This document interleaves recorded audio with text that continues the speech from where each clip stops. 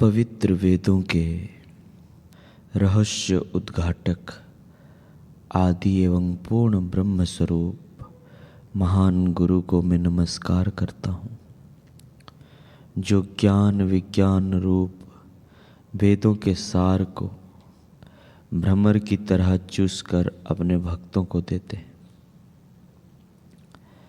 सच्चे शिष्य को अपने हृदय के कोने में अपने सम्माननीय गुरु के चरण कमलों की प्रतिष्ठा करनी चाहिए। शिष्य जब अपने गुरु से मिले तब उसका सबसे पहला फर्ज है खूब नम्र और भाव से अपने गुरु को प्रणाम करना। जब साधक में सत्व की वृद्धि होती है तब वह सदाचारी बनता है और उसमें गुरु के प्रति भक्ति भाव विकसित होता है। गुरु समदृष्टि के प्रतीक है, अतः अपने तमाम शिष्यों के प्रति समभाव रखते हैं। शिष्य जब अपने गुरु की सेवा करता हो तब उसे दूसरों की सेवा कभी भी नहीं लेनी चाहिए। आध्यात्मिक विकास में उसके लिए यह एक महान रुकावट है। श्रद्धा माने गुरु में विश्वास, श्रद्धा माने अपने पवित्र आचार्य एवं महात्माओं के कथन, वाणी, कार्य, लेखन एवं उपदेशों में विश्वास। आचार्य प्रमाण के रूप में जो कहें उसमें अन्य कोई प्रमाण की परवाह किए बिना दृढ़ विश्वास रखना, इसका नाम है श्रद्धा। गुरु में संपूर्ण श्रद्धा रखो और अपने आप को पूर्णतः गुरु की शरण में ले जाओ। वे आपकी निगरानी करेंगे। इससे सब भय, अवरोध एवं कष्ट पूर्णतः नष्ट होंगे। संसार में माता पिता, भाई बहन, पति पत्नी आदि संबंधों की तरह गुरु शिष्य का संबंध भी एक संबंध ही है, परंतु दूसरे सारे संबंध जीव के बंधन बढ़ाने वाले हैं, जबकि गुरु शिष्य का संबंध सब बंधनों से मुक्त करता है।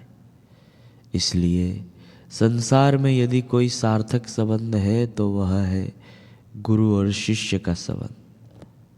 यही एकमात्र ऐसा संबंध है जो दूसरे सब बंधनों से मुक्ति दिलाकर अंत में स्वयं भी हट जाता है। जीव को स्वयं शिव स्वरूप का अनुभव कराकर मुक्त करा देता है। ऐसी परम मुक्तावस्था के बारे में कहा गया है, इस अवस्था में पिता पिता नहीं रहता, माता माता नहीं रहती, लोक लोक नहीं रहते, देव देव नहीं रहते, वेद वेद नहीं रहते। इस स्थिति में चोर चोर नहीं रहता, भ्रूण हत्यारा, गर्भस्थ शिशु का हत्यारा भ्रूण हत्यारा नहीं रहता, चांडाल चांडाल नहीं रहता, पोल्क्स नहीं रहता, अर्थात शूद्र बाप से क्षत्रिय माँ द्वारा उत्पन्न पुत्र। सन्यासी सन्यासी नहीं रहता, तपस्वी तपस्वी नहीं रहता। इस स्थिति में उसे ना तो पुण्य लगता है और ना ही पाप लगता है, क्योंकि वह सब शोकों से पार चला जाता है। ऐसे अद्भुत पद पर आरूढ़ होने के लिए सद्गुरु के सानिध्य की परम आवश्यकता है। सद्गुरु अर्थात कौन? जिनके सानिध्य मात्र से, जिनके दर्शन मात्र से तुम्हें अपने भूले हुए शिव स्वरूप की याद आ जाए, जिनकी आँखों में तुम्हें अपने स्वयं की आँखों की आभा नजर आ जाए, जिनकी वाणी में तुम्हें अपने अंतरतम का मधुर संगीत गूंजता सुनाई पड़ जाए, जिनकी उपस्थिति से तुम्हारा जीवत्व पिघलने लगे और भीतर सोई हुई विराट संभावना करवटें लेने लगे, तथा जिनकी शरण में जाकर तुम अपना अहंकार विसर्जित करने को तैयार हो जाओ।